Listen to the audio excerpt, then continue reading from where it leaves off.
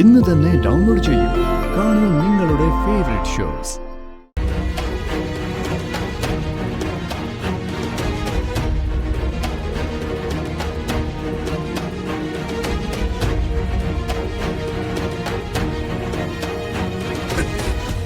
വളരെ ഹാപ്പി ആയിട്ട് ഈ വീട്ടിൽ ഓടി നടന്ന അമ്മയാ. ഇപ്പോഴാണെങ്കിൽ മുഖത്ത് ടെൻഷൻ ഒഴിഞ്ഞ നേരമില്ല.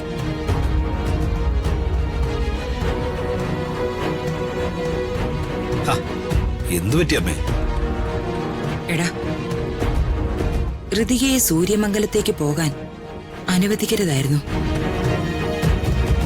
അവളുടെ ആ പോക്ക് എങ്ങനെയും തടയണമായിരുന്നു. ഒരു വാക്ക് എന്നോട് പറഞ്ഞാ പോരായിരുന്നു.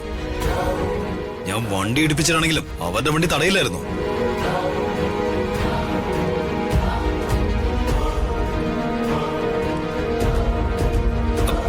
എന്താ അമ്മേ പ്രശ്നം?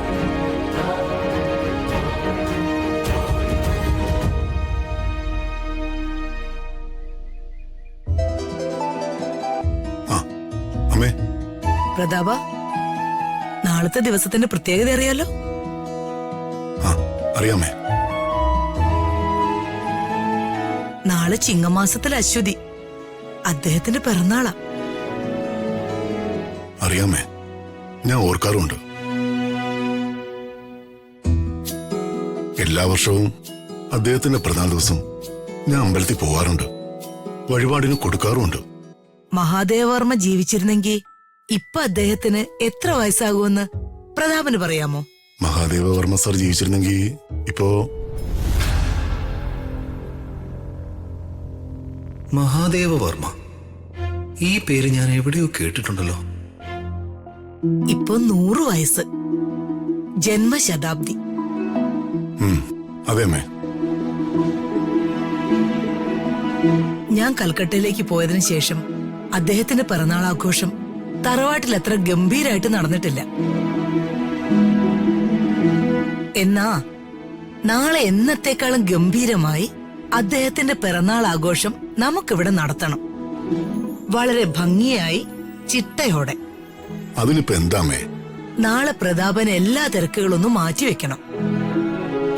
പിന്നെന്താ, ഞാൻ മാറ്റിവെക്കാമേ.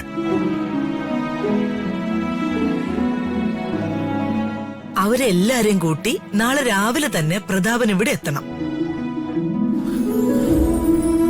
അദ്ദേഹത്തിന്റെ 100ാം പിറന്നാളിന് നമുക്കെല്ലാവർക്കും ഒരുമിച്ച് കൂടണം. വരുമല്ലോ? അതെന്ത് ചോദ്യമേ. ഞാൻ ചേച്ചിയും ശേഖരനെയും യാമിനെയും ഒക്കെ കൂട്ടി രാവിലെ തന്നെ എത്തിയേക്കാം.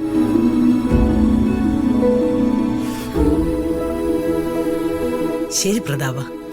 ശരി.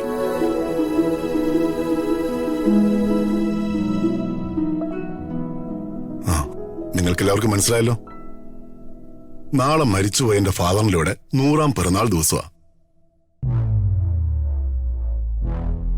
എന്നെ ഞാനാക്കിയ ഒരു വലിയ മനുഷ്യനാണ് മഹാദേവവർമ്മ സാറ്. പഴയ ജനകീയ നേതാവ്. നാളെ പിറന്നാൾ ആഘോഷത്തിന് നമുക്ക് എല്ലാവർക്കും പോണം. തയ്യാറായിക്കൊള്ളൂ.